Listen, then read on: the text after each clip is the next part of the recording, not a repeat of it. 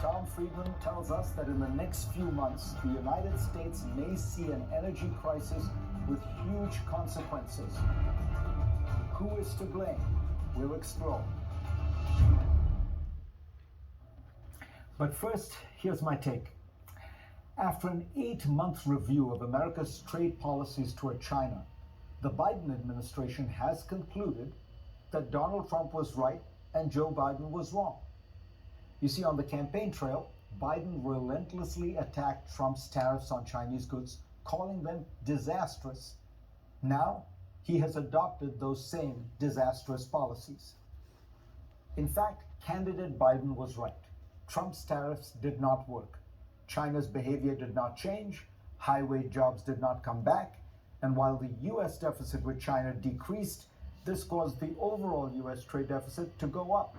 Beijing responded in kind, slapping its own tariffs on American goods.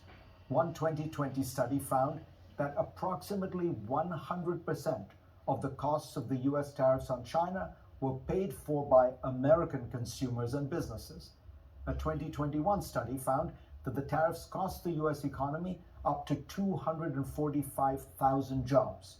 Trade policy in Washington has become an encrusted bipartisan ideology driven by a set of unquestioned assumptions.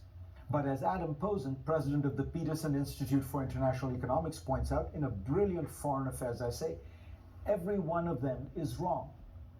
We've embraced the dogma that over the last 2 decades, America opened up its economy to the world and that American workers suffered as a result. But the facts show the opposite. Posen writes that the United States has increasingly insulated the economy from foreign competition, while the rest of the world has continued to open up and integrate. He adds, the country suffers from greater economic inequality and political extremism than most other high-income democracies, countries that have generally increased their global economic exposure. Much of the impetus for protectionism in general, and toward China in particular, has come from claims that trade with China was responsible for about 2 million American manufacturing jobs lost, the so-called China shock. Now, it sounds like a huge number until you put it into context. The number is for the period 2000 to 2015. So the average job loss for each year was 130,000. Now, how many jobs do American workers lose in a typical year through the normal churning of the U.S. economy? 60 million. Of those, a third are voluntary, a third can be attributed to cause not related to foreign trade, such as an employer closing or relocating, and that leaves a third, 20 million jobs, caused by external shocks. In other words, Posen writes, for each manufacturing job lost to Chinese competition, there were roughly 150 jobs lost to similar feeling shocks in other industries. Posen points out that only about 16% of non-college educated workers are employed in manufacturing anyway. And much of the decline in manufacturing jobs, if not most of it, can be attributed to changes in technology rather than trade. America's manufacturing output keeps rising, even as the number of workers it takes to produce those products has fallen over time. And this is not just an American trend. Posen's Institute produced a chart tracking manufacturing employment in Ohio over the last 3 decades and compared it to Germany's North Rhine-Westphalia, a similarly important manufacturing region. Now, unlike America, Germany has a trade surplus. It provides much governmental assistance for manufacturing, which is seen as at the heart of the German economy.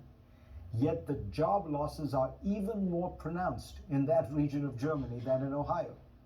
Even China has overall been losing manufacturing jobs as its economy branches into software and services.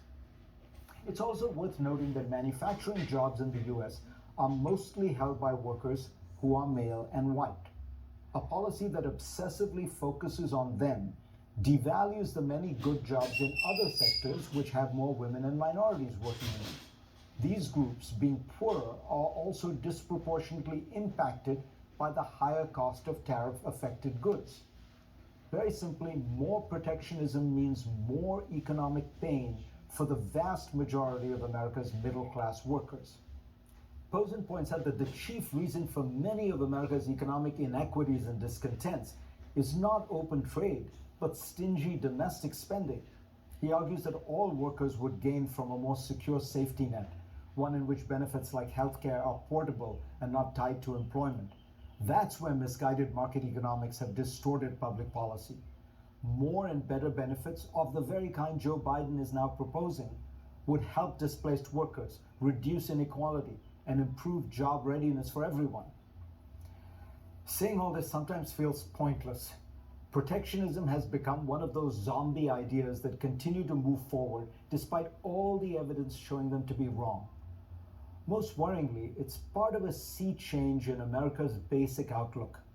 From an optimistic and confident view that we can thrive in a world in which others also do well, a view, by the way, borne out by the data, we are now retreating to a cold, curdled view of international life, one that is dark and zero-sum, in which we search for villains to blame for our problems. It's a world in which we try to gain some narrow benefit for ourselves by screwing everyone else. In other words, it is the Donald Trump way. Go to cnn.com/Fareed for a link to my Washington Post column this week. And let's get started.